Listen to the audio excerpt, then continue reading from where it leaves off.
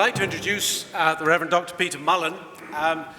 He is the wonderful exception to what I call the echo chamber that is the Church of England to the EU's wonderful programme, being a Christian and a churchman who most distinctly makes his position clear.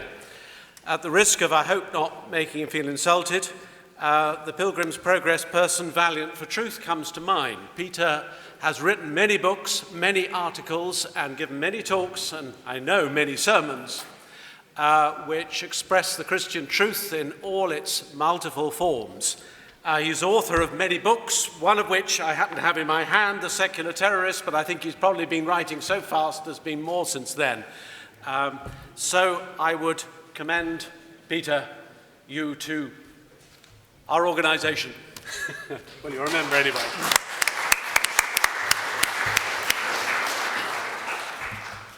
Well, thank you very much for asking me to come and speak to you this afternoon. It's so nice, isn't it, to be among friends. It beats being in the General Synod any day. And I must say, I've been so encouraged by the speeches this afternoon. I mean, talk about red hot and factually accurate, providing us with ammunition, but providing us with spirit and just wonderful enthusiasm, and I'm so grateful for it. Now, today's leaders in the European Union ignore the voters, and so the much vaunted European democracy is a fiction, and the complete corporate state is the reality. We are governed, as has already been said, by unelected commissioners, oligarchs and bureaucrats, and the European Parliament is only a rubber stamp. The European Constitution was thrown out with gusto by the people of France and the Netherlands, but was smuggled back in again as the Lisbon Treaty. And this treaty effectually established a new legal country called the EU. It also provides for further constitutional changes without the people's consultation. It abolishes free trade, it licenses the erosion of individual liberty in the supervening interests of the new superstate, and it permits the entry of EU forces into any member state. There is much talk about human rights and freedom, but the truth is that under EU jurisdiction, European nationals can be arrested and transferred to other member states in the absence of any evidence against them, with no prospect of jury trial and the suspension of habeas corpus. But apologists for the EU say that whatever its faults, it has preserved the peace in Europe for 80 years. In what way? This is merely non sequitur. The fact that there has been peace in Europe, more or less, since 1945 is true, but it is not demonstrably true that this happy circumstance has anything to do with the existence of the EU. We haven't been at war with Peru since 1945 either. Does the EU claim credit for that? And a man as intelligent as Norman Tebbit has predicted that the deepening crisis in the EU could lead to a new war among the European nations. Norman also said, let's not forget that it was the EU which let the oligarchs wreck Russia and helped Putin to power. I've just mentioned a few facts about the tyranny that is the EU. There is no doubt that we now live in a totalitarian edifice which has obliterated our national sovereignty and the centuries-old political liberties that went with that sovereignty. So why are the many critics of this regime, you people here in the hall today, why are we dismissed as little Englanders and fruitcakes, pickled in a nostalgia which never bore any resemblance to reality? We are not little Englanders. We are an historic maritime nation with a former global empire, now a community of nations in the Commonwealth. And our political liberties, now stolen, were once our genuine possessions. Eurosceptics are scorned and vilified by all three of our puppet political parties. We are castigated as belonging to the far right, loonies, the Monday Club, UKIP, Major's bastards, and sundry other denizens of the ideological leper colony. But critics never used to be confined to the right, let alone to the so-called far right. Where does that live these days, by the way? They included many prominent socialists. I've called this talk Pandora's Box, and I draw the phrase from Ernest Bevin, who once said of the burgeoning EU, if you open that Pandora's box, you never know what Trojan horses will jump out. Which just goes to show that socialists can be amusing, if only unintentionally. Or how about that socialist Saint Michael Foot, he of the cenotaph donkey jacket and the longest suicide note in history? Michael said, "We can disagree about whether the EU has been a socialist or capitalist influence, but it is undeniable that it wields that influence without ever asking the people." And Tony Benn, you know, wasn't consistently bonkers. He once said, "The EU is absolutely undemocratic, and now we live in a continent where power has gone to a group of people who are not elected, cannot be removed, and don't have to listen to us." Ben wrote in his diaries, "This huge commission building in Brussels in the shape of a cross is absolutely un-British. I felt as if I was going as a slave to Rome. The whole relationship was wrong. Here was I, an elected man who could be removed, doing a job. And here were these people with more power than I had and no accountability to anybody. My first visit," said Ben, "confirmed in a practical way all my suspicions that this would be the decapitation of British democracy without any countervailing advantage, and the British people quite rightly wouldn't accept it. There is no real benefit for Britain."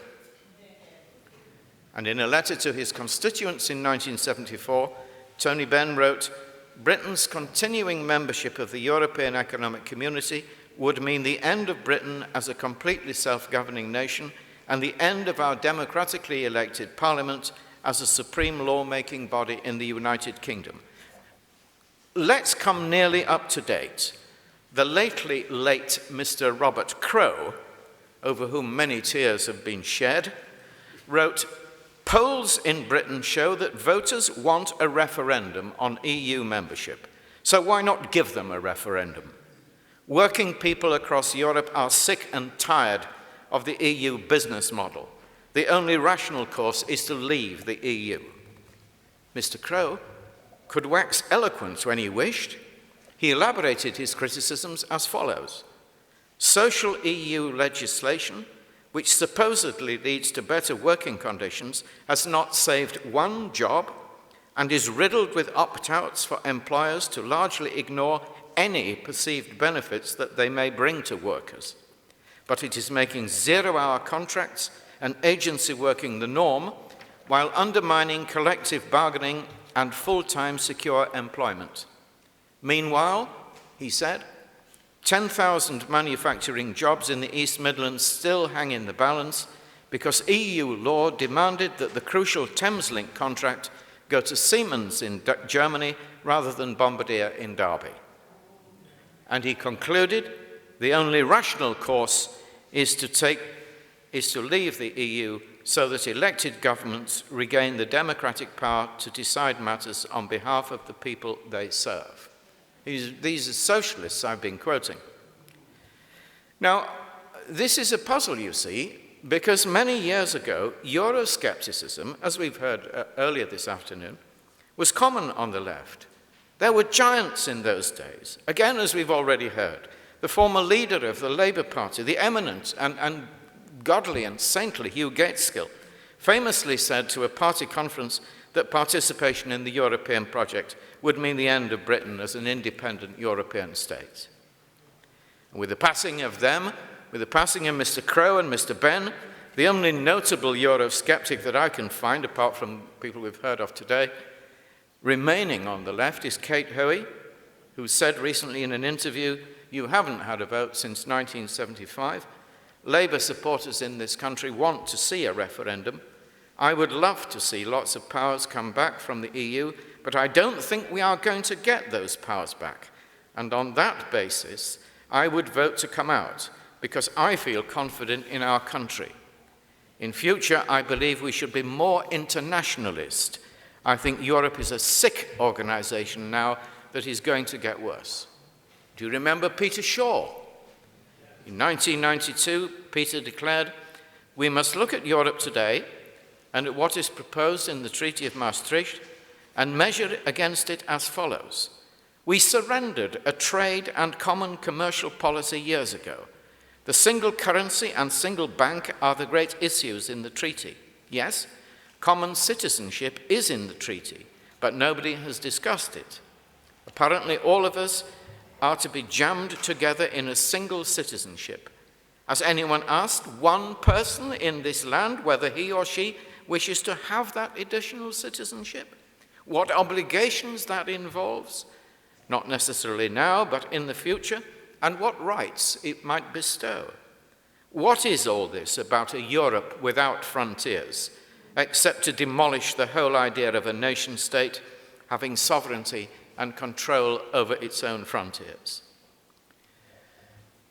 And at its special conference in 1975, the Labour Party, the good old-fashioned Labour Party, which I loved to hate, but with nothing like the searing hatred that I feel for the one we've got now, the Labour Party, that fossil, voted against our membership of the EU overwhelmingly, by 3,724,000 to 1,986,000. So where have all the lefties gone? Why have socialists abandoned their opposition? Well, I took some time to work this out. I'm slow on the uptake. But originally they regarded the common market, as it was then, as a bastion of international capitalism. Which shows how stupid they were, doesn't it? As they called it, do you remember? A rich man's club. Of course, it was never anything of the kind. Festooned with regulations, restrictions, and control freakery, the European project has always been socialism red in tooth and claw, and very congenial to the corporatism and collectivism which socialists hold sacred, more now than they did then. What are the self-appointed commissioners but commissars? What is the European Parliament except the mouthpiece for the EU's Politburo? In the face of such gargantuan tyranny and lunacy, such overwhelming, unaccountable power, why do I still believe, as I hope you believe too, that the EU can be overthrown? Because it is a mass of internal contradictions and rotten to the core. As such, it will implode, as its sister organization, the USSR, imploded in 1989, the bicentenary of the revolution in France.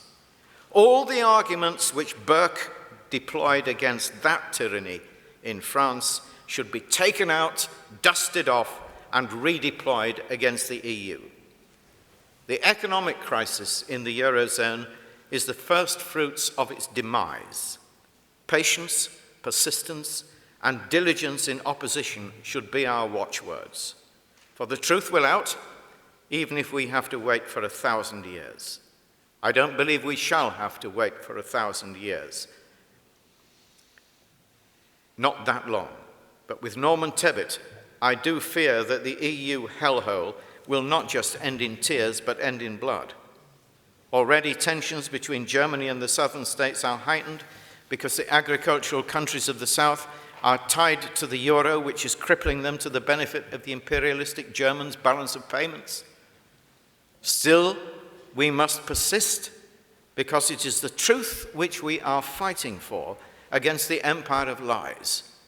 And what is there to fight for except the truth? We must persevere, and if in so doing we have to suffer, then so be it. Here we stand, and we cannot do otherwise. Words of T.S. Eliot spoken in 1934 ought to encourage us. Do you need to be told that what has been can be again? And his other reminder that we have duties as well as rights. And our principal duty is to try, and to try consistently, to try.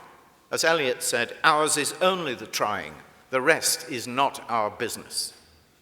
We do not need, my dear friends, as we are sometimes told, to invent or find a counter-ideology. We do not need ideology with which to combat a tyranny which is held in inconsistencies and incoherence. We are not required to stand on the left or on the right. We require only practical philosophy, reason, logical thinking, and belief in our cause. Let me, from the point of view of a philosopher, fire a few opening shots. The EU is inconsistency in its advocacy of centralized control, but with devolution. It is weak because, unlike the nation state, it is not rooted in reality, the soil, if you like. It is an abstraction, and thus bound to be ephemeral. Individual countries and peoples have their distinctive character, which too is real and indelible. This character is not the mechanical fabrication of a centralized despotism, but a thing which is worked at and suffered at over centuries and even millennia. The nations of Europe, now laboring under this captivity, have their own different characters, and the Germans are as different from the Greeks as the English are from the French. And because these characteristics are real and indelible, they will re-emerge and thrive, even if for the time being they appear smudged and subdued. Economically, the Union is strangling itself in the net of its own regulations, while the political correctness which insists on the primacy of non-carbon-based energy and which prompted Merkel to close down all the nuclear power plants in Germany is causing an acute and chronic energy shortage. Bizarre EU regulations insist on the subsidy of wind farms despite their cost, not including the backup costs for when they don't work, which is often, far exceeding that of nuclear power. And to be dependent on Russian gas while waving the big stick at Russia over Syria and the Ukraine is not the most far-sighted Ostpolitik, is it? But look, let me come to this. And I speak now, I said as a philosopher, but as an Anglican priest. The EU is fundamentally unstable because its understanding of human nature is deficient. And this is a direct consequence of its having explicitly abandoned Christianity. Whatever your views on the miraculous and metaphysical aspects of the Christian faith, and I don't care what they are, and I'm not trying to convert you, Christian psychology has human nature banged to rights. When I say Christian psychology, I refer to the doctrine of original sin. Now, this is not some strange taint inherited from our mythical father Adam getting up to naughtiness with his wife and the malign ministrations of the serpent. Original sin is simply the technical term for the faulty and flawed state of human beings. That's of you and me. This is described perfectly in 12 words of one syllable by St. Paul. What I would not, that I do, and that I would, that I do not. Words so simple that you would think even the Archbishop of Canterbury could understand them. Original sin was mischievously described by my old friend David Jenkins, the former Bishop of Durham, the buggeration factor, he called it. We are morally imperfect. We let ourselves down. I do, and so do you. And you know it.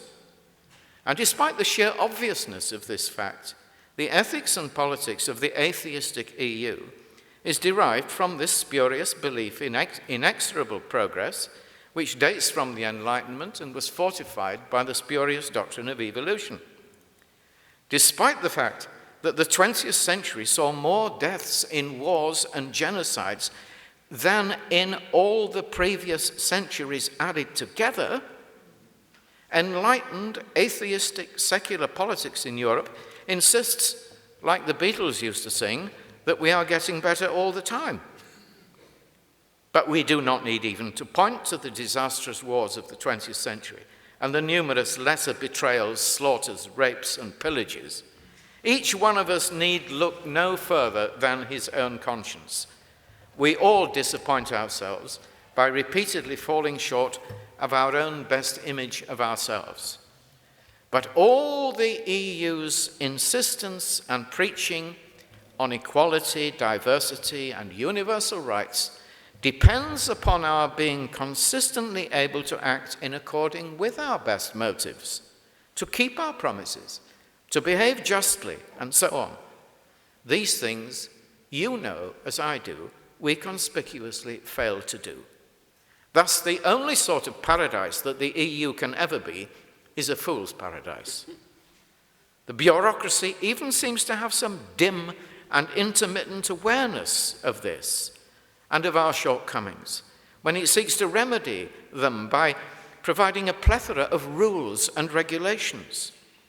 A favorite wheeze, have you noticed, following any catastrophe is, as they say, to put in place a system so that it will never happen again.